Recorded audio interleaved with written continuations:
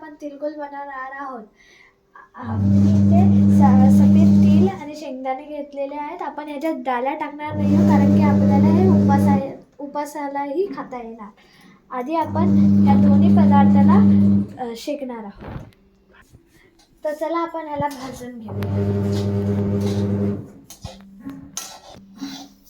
आपण ह्याला मंद आचेवर भाजणार आहोत कारण की आपल्याला हे थोडेसे हलके झाल्यावरती आपल्याला ह्याला काढायचं आहे. आता आपण इथे तीळ भाजून घेतलेले आहेत मंद आचेवर. शेंगदाणे सुद्धा भाजून घेतलेले आहेत. आपल्याला शेंगदाण्याला सोलायचं आहे आणि मग त्यांना वाटायचं आहे. आता आपण ह्याच्यात साजूक तूप टाकणार आहोत आणि गुळाचा पाक बनवणार आहोत. तोपर्यंत आपले शेंगदाणे थंड होतील.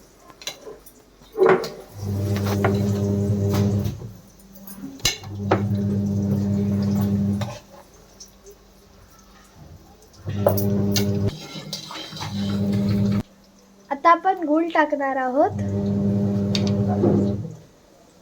ह्याला तूप करणार आहोत आणि आपण पाक करणार आहोत. आता आपण ह्याची हळूहळू पाक बनवूया. आता आपण ह्या गुळाचा पाक करणार आहोत. तोपर्यंत आपण शेंगदाणे सोलूया. आपले शेंगदाणे थंड झालेले आहेत. आता मी इथे साफ करते तोपर्यंत आपली गुळाची पाक होत आहे. आता आपला पाक झालेला आहे. आता आपण शेंगदाणे मिक्सरला लावून घेऊया. जास्त मोठेही नाही फिरवायचे. आता मी ह्याच्यात वेलचीची पूड टाकणार आहे. आता मी इथे तीळ, शेंगदाणे आणि वेलचीची पावडर या गुळाच्या पाकेत मिक्स करून टाकणार आहे. चला टाकूया.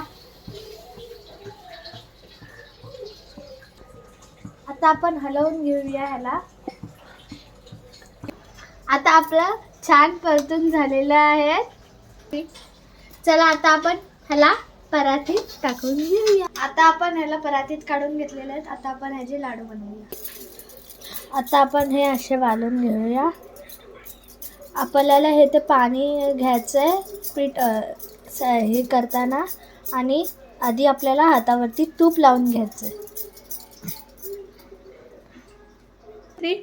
आता आपले तिळगुळ बनवून झालेले आहेत. तिळगुळ घ्या आणि गोड गोड बोला. गोड गोड लाईक करा, सबस्क्राईब करा. बाय.